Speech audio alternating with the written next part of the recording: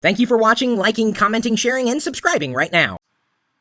Got a question here asked on lockergnome.net. Will you use Amazon Cloud Player?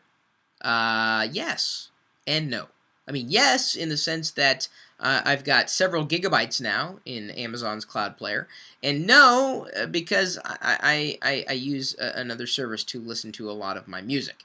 I've been relying on Radio, that is RDIO, and Rhapsody, and Pandora. I pay to access music subscriptions. I do believe in doing, the whole media consumption process by way of legal means rather than trying to steal music.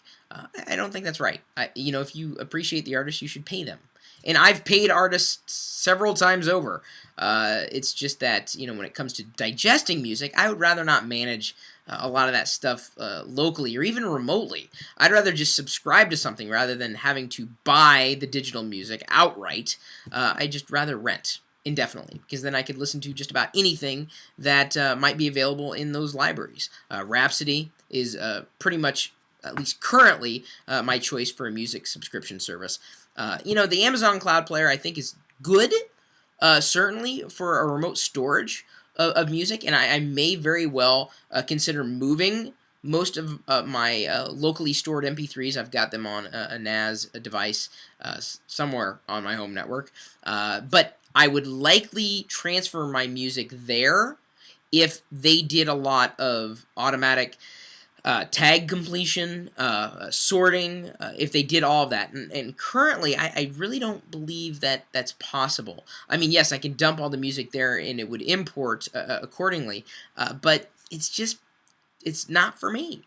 iTunes has never really even been for me, and I realize a lot of you are addicted to that. Even Google's music beta, that people have been using specifically in conjunction with, their Google account and Android, etc.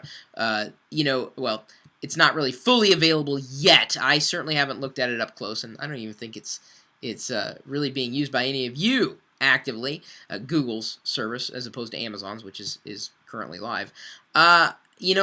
It's interesting. Maybe for you, fine.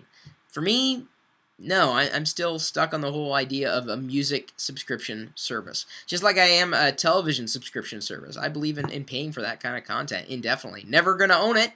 I can only rent it. That's the way it's always been. You're only renting it. You never own it. You own the media, possibly, that you could record files onto. Specifically, look at that. I got some media up there. Hardly ever use it, though. When was the last time you burned a disc? Didn't think so. Okay, maybe it was yesterday. I don't know. I can't hear you. That's not the way the video here works.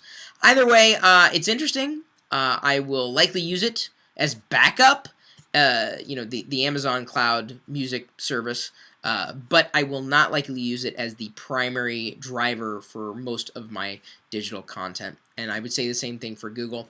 That's just, and you know what? Tell you the truth, just to slide this in there, if Apple were to come up with something like what Google has or what Amazon has in specific relation to this music service, I probably wouldn't sign up to even Apple, even Microsoft. Well, actually, I take that back. I did subscribe to Microsoft's service, and that ended up turning into Rhapsody. It was once called Urge, available through the Windows Media Player. That was done in conjunction with MTV, and it was a music subscription service. Well, after that went away, Rhapsody basically picked it up, and then I became a Rhapsody subscriber after that. So, yeah, I'm actually more of a Microsoft fan in this capacity. I would likely have a Zune pass if I had a Zune available on my iPhone or iPad. I absolutely would. I'd strongly consider it, but they don't support me. So I'll stay a Rhapsody subscriber for my music. Amazon will likely be a backup, as would Google, as would likely be Apple. But, I don't know. Everybody's got a different way that they want to consume their media. What do you think? My email address, chris@pirillo.com. Of course, you're welcome to drop a note here in this thread. At Chris Pirillo on Twitter, facebook.com/Chris Pirillo, empireavenue.com/Pirillo is where you can invest in me, but if you do sign up, use go.tagjag.com/empireavenue, so then I get the credit and the eaves that I could use to invest in you and other people. It's the game that I've been addicted to for over a month. Wow. It was either that or World of Warcraft. I'm mining gold in my underwear. Ooh, it's kind of a disgusting thought. You can also join us in the chat room. We are geeking out 24 hours a day, 7 days a week at live.pirillo.com. We'll see you later.